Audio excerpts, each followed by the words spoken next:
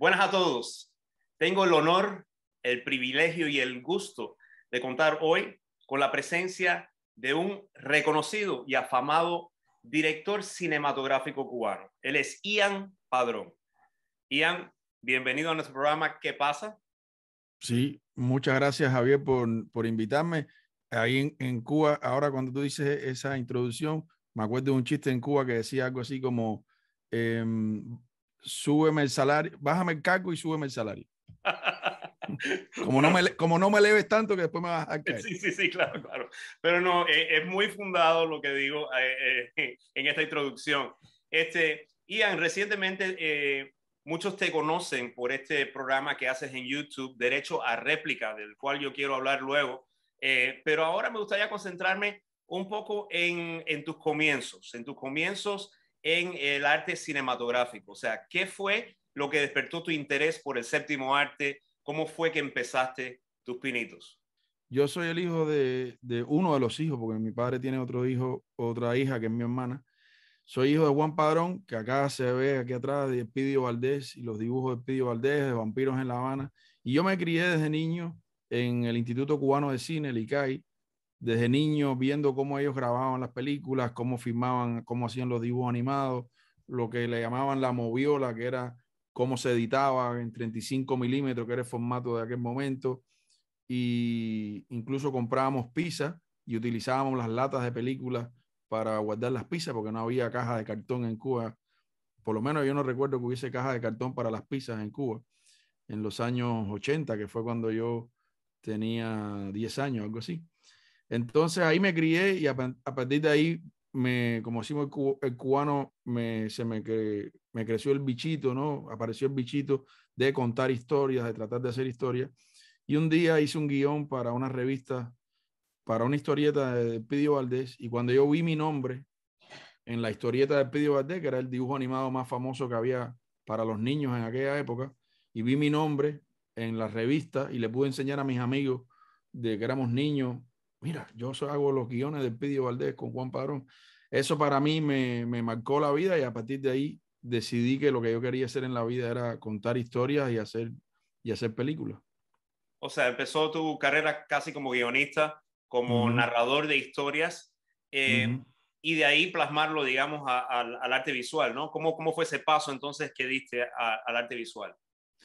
Cuando estaba terminando lo que le llamamos en Cuba el preuniversitario, que sería el bachiller o creo que high school, se dice en Estados Unidos, yo hice las pruebas y entré al Instituto Superior de Arte, que tenía una facultad de medios audiovisuales, cine, radio y televisión.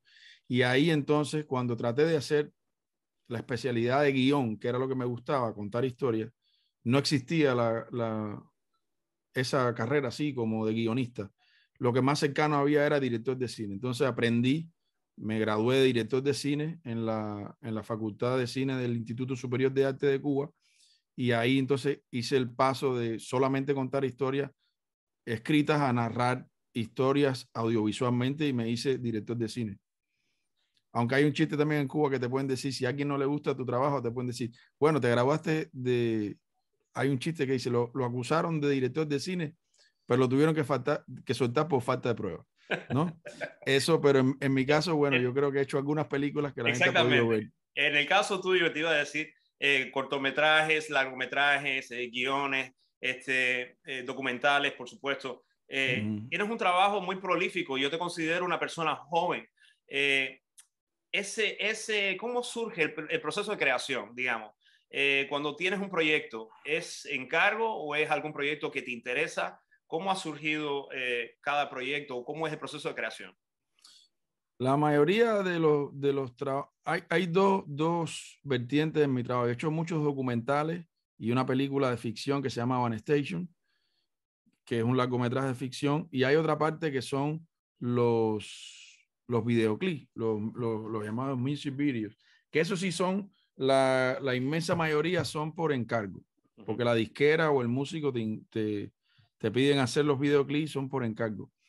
Pero en Cuba hay un movimiento para hacer audiovisuales musicales que destaca de otros países porque le da importancia artística a los videoclips, no solamente comercial. Y entonces ahí también uno le pone su corazón, aunque sean por encargo, le pone también mucho corazón a los videoclips. En Cuba se hacen muy buenos videoclips. Y bueno, en la otra parte sí son documentales de temas que a mí me han interesado, como música, arte.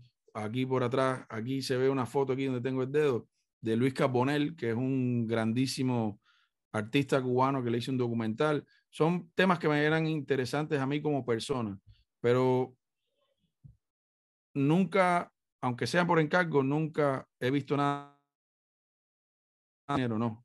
En mi manera de ver la vida no funciona así. Si yo voy a poner mi nombre, le pongo tanto corazón que me da lo mismo si es por encargo o no. Havana Station, una película entrañable, ¿no? Tu ópera prima. ¿Cuánto hay de tu nostalgia por esa infancia, por esa cosa del barrio, de los niños que eran quizás de diferentes orígenes, ¿no? Y que sin embargo no había esa diferencia a la hora de jugar, a la hora de relacionarse humanamente, ¿no? Esa historia tiene puntos autobiográficos con mi vida. Yo viví en El Vedado en 22 y 13, por ahí por el Puente de Hierro, y tenía amigos, iba a una escuela que se llama Guido Fuente, que está en 23 IB, o estaba en 23 IB, ahora creo que hay una oficina del gobierno allí. Y había un amigo que vivía en La Timba, que era, bueno, sabes, ¿no? Por ahí un poco más en paseo, llegando a la Plaza de la Revolución.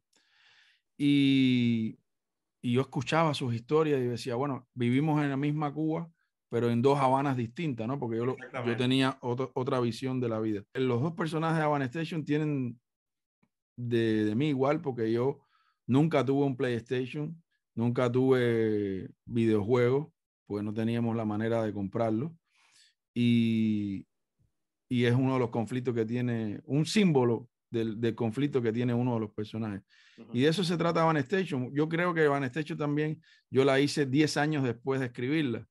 Si lo hubiera hecho cuando la escribí, hubiese sido aún mejor, pero porque las diferencias sociales en Cuba han venido a partir de los años 90. Yo escribí la película en el año 2000, pero la vine a hacer como en el 2009, 2010. Entonces, a partir de ahora, a partir de los años 90, las diferencias sociales son más marcadas, pero si lo hubiese hecho en los años 80 o en los años 90, hubiese sido mejor para la historia, ¿no? Porque se trata de eso, también de las diferencias sociales, que en Cuba siempre ha sido un tabú.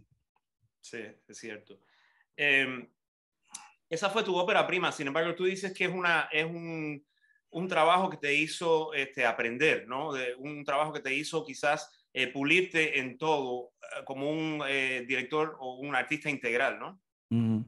O sea, que tú lo querías para aprender, sobre todo, ¿no? Yo creo que el director de cine, y el cine en sentido general, es como un alquimista. Es dificilísimo hacer un plano bueno, es difícil hacer una secuencia de ficción buena, es difícil, muy difícil hacer una película que sea, que se pueda ver, una película que funcione, que se pueda ver de una punta a la otra, que no te aburra o que no se le vean las costuras, sino que se vea una película decente, digna.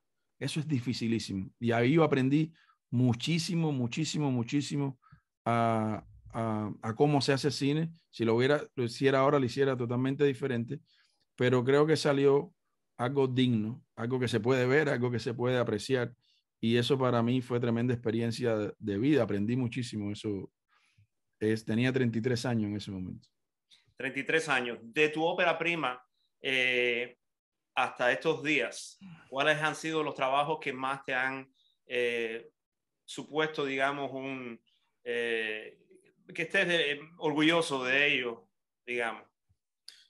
Desde Amanetechon han venido muchos cambios también en mi vida. Vine a vivir a Estados Unidos y, y todo cambió. Y como eres emigrante, es como volver a nacer. Y entonces he hecho audiovisuales, producido para televisión, publicidad, etcétera. Trabajé con una directora, se llama Cintia Vieste, que hizo un documental que me gustó mucho sobre Elías Ochoa del Buenavista Social Club, que le fue muy bien al documental y lo escribí, lo edité y trabajé muchísimo en ese documental. Pero la mayoría de los trabajos que he hecho después de emigrar han sido trabajos de producción de televisión, de comerciales, algunos videoclips también, pero nada así como las ficciones o los grandes documentales que pude hacer en Cuba, porque esto es una realidad totalmente distinta. Yo te quería decir que hay una cosa muy importante. Nosotros vivimos en una isla y a veces nos han hecho creer y nos creemos nosotros mismos como cubanos que somos como el centro del universo. Y es un mercado pequeño, es un país pequeño. Y salir de Cuba también a un país tan grande como Estados Unidos también te da una noción del mundo real y te aterriza, te pone los pies en la tierra y aprendes mucho también a respetar a muchas personas que, que tienen una visión distinta, que tienen una experiencia de vida distinta, que han tenido que empezar desde cero. A lo mejor un médico súper renombrado que está haciendo Uber o que está en un McDonald's o que está trabajando en... Yo, por suerte, no he tenido que trabajar en nada ajeno a mi trabajo, pero esas historias de vida te aterrizan y te ayudan mucho. A mí me ha ayudado mucho como persona emigrar. Derecho a réplica. Bueno, casi 22,000 suscriptores. Ya llevas un año haciendo este programa en YouTube. Nombres como José María Vitier, Leonardo Padura, Lázaro Vargas, Luis Denner, y estoy hablando de personas, digamos, que son parte de lo que la gente conoce, ¿no? Pero tienes en tu programa invitados bastante eclécticos, ¿no? O sea, me da la impresión, Ian, que tú eres una persona que eres muy curiosa de todo el quehacer humano y del pensar de las personas. Admiro mucho tu arte de saber escuchar y me gustaría saber cómo empezó tu programa y cómo surgió la idea, ¿no? De Derecho a Réplica. Mira, Derecho a Réplica surge a partir del 27. Hay un suceso que es el 27 de enero frente al Ministerio de Cultura, 2 meses después de aquella manifestación de los artistas, de 400, 500 artistas que hubo frente al Ministerio de Cultura, que se conoce como 27 de noviembre. 27 de enero, un grupo de cubanos se reúne frente al Ministerio de Cultura, se da un incidente donde el ministro de Cultura personalmente va y le arrebata el teléfono a un periodista que estaba allí y se dan unos empujones y unos golpizas y se lo llevan preso a esas personas que están allí. Y yo escribí una carta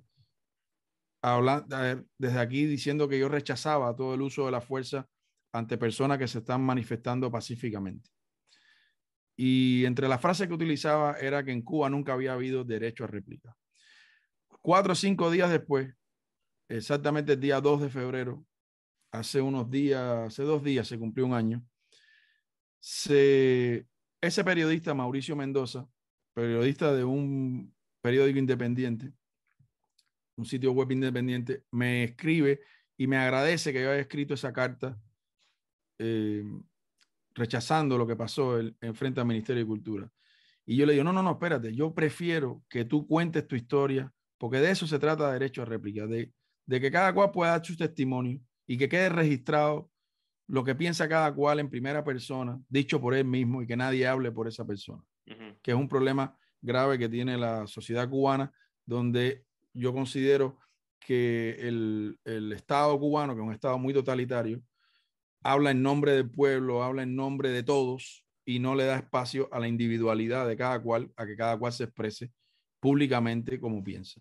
Entonces, hice esa entrevista con un teléfono, mi primera vez en la vida que hice una directa en un teléfono, no tenía la menor idea, técnicamente fue fatal, pero esa semilla de esa entrevista generó que el director de cine, Fernando Pérez, a los 2 días me dijera, yo quiero dar mi testimonio porque yo vi donde se los llevaron presos, que era en la esquina de mi casa, y estoy en contra de lo que pasó. Y a partir de ahí también Alexis Valdés, y así empezó a surgir y empezó a aparecer un espacio de muchas personas, de muchos cubanos, de muchas maneras distintas de pensar, de muchas maneras distintas de ver la realidad cubana, que confluyen todas bajo un lema que yo siempre he respetado, que es un lema de Martí, de con todos y para Una el Cuba bien de con todos. todos y para el bien de todos, ¿no?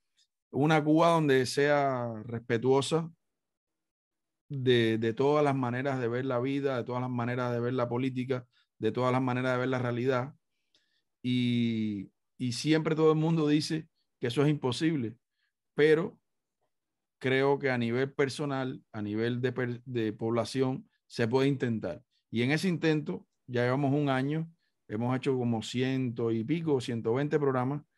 Algunos tienen numeraciones, otros no, y ahí hay desde personas que piensan de aquí a acá, ¿no? Ajá. Aquí en cámara, algo así, ¿no? Como de aquí a acá. Hay muchas, un diapasón gigantesco de personas que piensan Cuba de una manera muy personal y yo les he dado el espacio, que por eso se llama así, derecho a réplica, que te repito, en Cuba, en 60 años, todas las personas que piensan con independencia nunca han tenido en los medios públicos, nunca o casi nunca han tenido en los medios públicos su derecho a réplica sin que se les tilde de apodos innombrables y realmente bochornosos.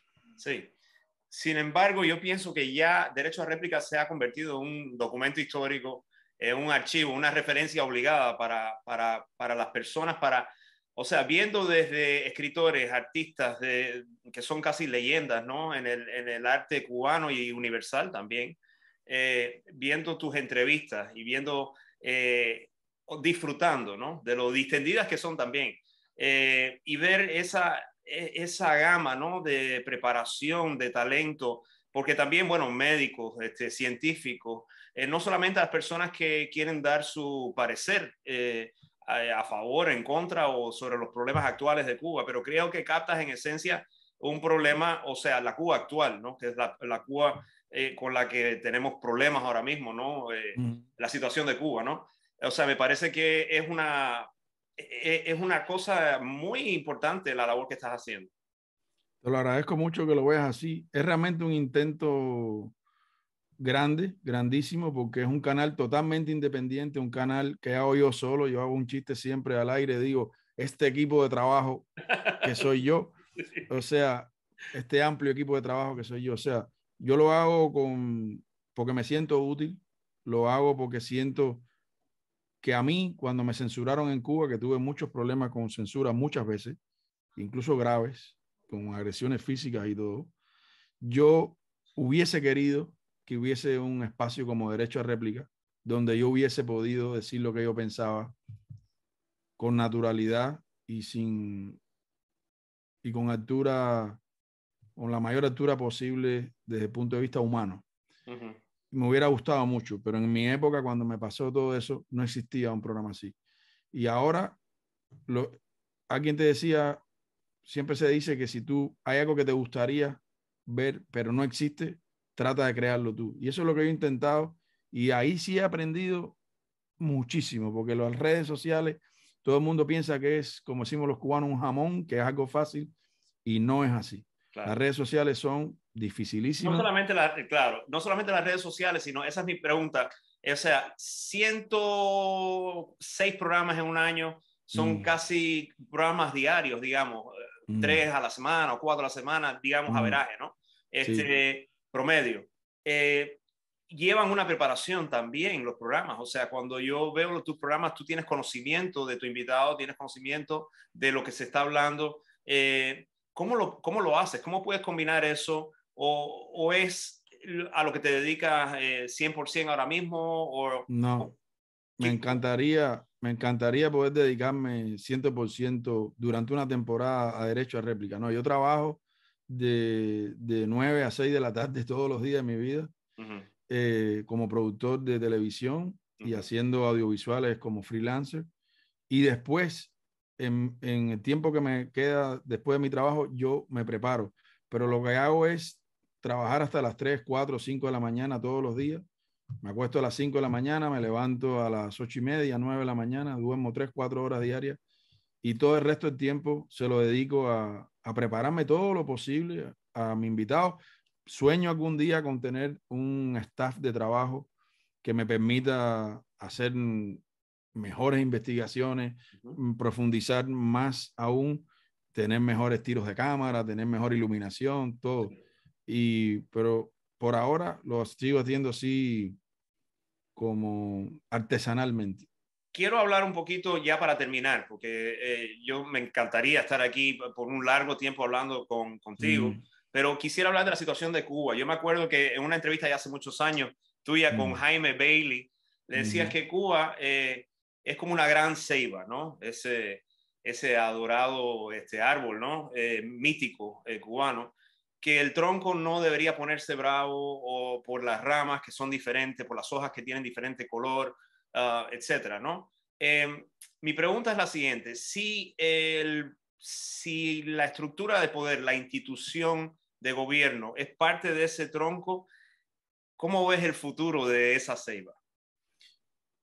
Yo no recuerdo exactamente, recuerdo la entrevista con Bailey, pero no recuerdo en qué contexto expliqué lo de la ceiba. Yo pienso que Cuba es la nacionalidad cubana, la cultura cubana, Sí. es como una ceiba donde todos tenemos espacio, donde no importa cómo tú veas la vida, si el color de la hoja donde tú estás, dentro de esa ceiba, la rama donde tú estás, tiene un color, un matiz distinto. Creo que la ceiba, lo que es la cultura cubana, la historia cubana, cabemos todos. Sí.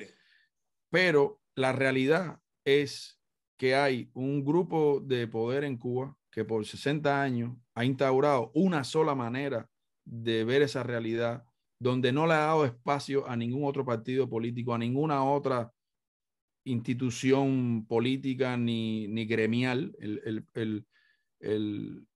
El hacer asociación, la libertad de asociación en Cuba tampoco está permitida.